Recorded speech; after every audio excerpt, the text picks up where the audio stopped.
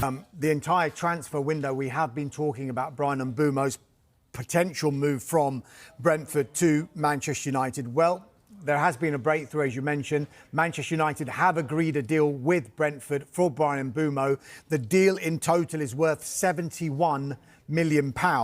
So the agreement is for a £65 million initial payment plus £6 million in add-ons. The fixed fee, that's the £65 million, will be paid in 4 instalments. What happens next? Well, MBEUMO is expected to take a medical in the coming days, may even be as soon as this weekend. And all being well, there's now a growing optimism that everything could and should be sorted in time for MBEUMO to be part of the squad that flies out.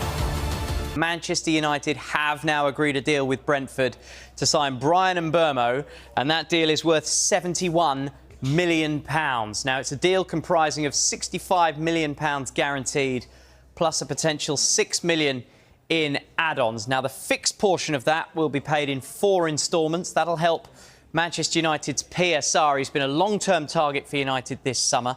They've already signed Matheus Cunha from Wolves. And MBEUMO has been back at Brentford training this week as they got their pre-season preparations underway. But it looks like, provided there's no snags, he will be beginning the summer. Yeah, I mean, you sense that could be a big signing for Man United. It will get a lot of attention. But how about from a Brentford point of view? I've got a lot of Brentford fan friends, and they're saying to me, well, Thomas Frank's gone and MBEUMO's about to go. What about Yoane Wissa? Surely we can't let him go as well. Yeah, well, you'd imagine that off the back of losing someone like BRYAN MBEUMO, there would be a reluctance to sell any more players, particularly when they've already lost a number of key first-team players. However, whilst the stance from Brentford is Yoane Wissa is not for sale. BRYAN MBEUMO on the verge of joining Manchester United, and all this talk about Yoane Wissa as well. They won't be sleeping. Brentford are a very sensible club, and they always seem to find a way. They always when regenerate, players don't they? Of course they do.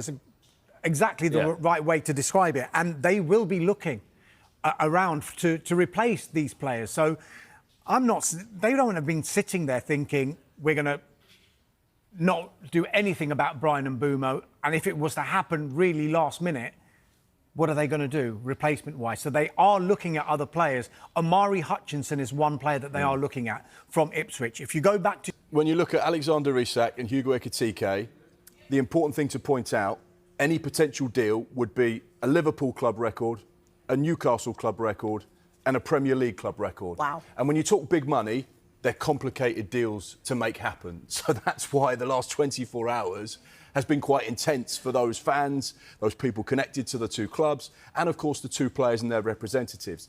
Now, we start off with where we're at with regards to Hugo Ekitike. This is something we were saying yesterday on Sky Sports News, that there was an interest from Liverpool in the player.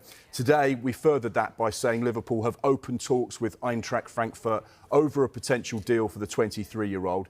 We know they... Value, fine. That's the story.